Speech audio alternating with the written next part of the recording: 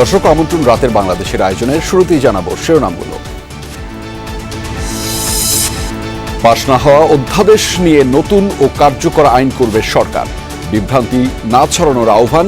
সংসদীয় স্বৈরতন্ত্রের পথে হাঁটছে ক্ষমতাসীনরা, অভিযোগ বিরোধী দলের। সেই একদলীয় শাসন বাংলাদেশের জনগণের ঘাড়ে তারা চাপাতে চায়।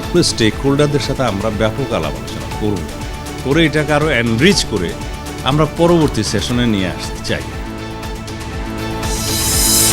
সশস্ত্র বাহিনীর দরবারে প্রধানমন্ত্রী তারেক রহমান।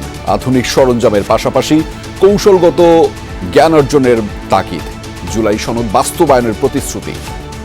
বর্তমান সরকার স্বাক্ষরিত সনদের প্রতিটি দফা যথাযথভাবে বাস্তবায়ন করতে বদ্ধপরিকর।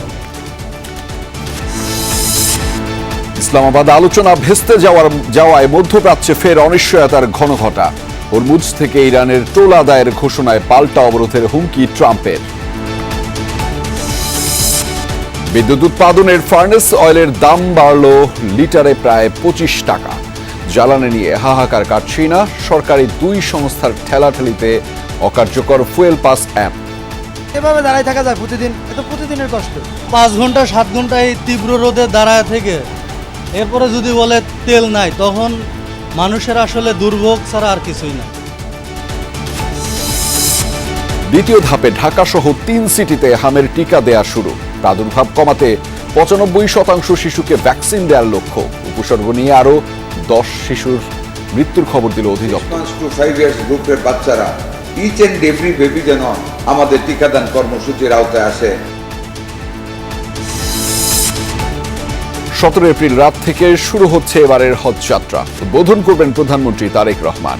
ফ্লাইট নির্বিঘ্ন রাখার নির্দেশ। দর্শক, এছাড়াও রাতের বাংলাদেশে থাকছে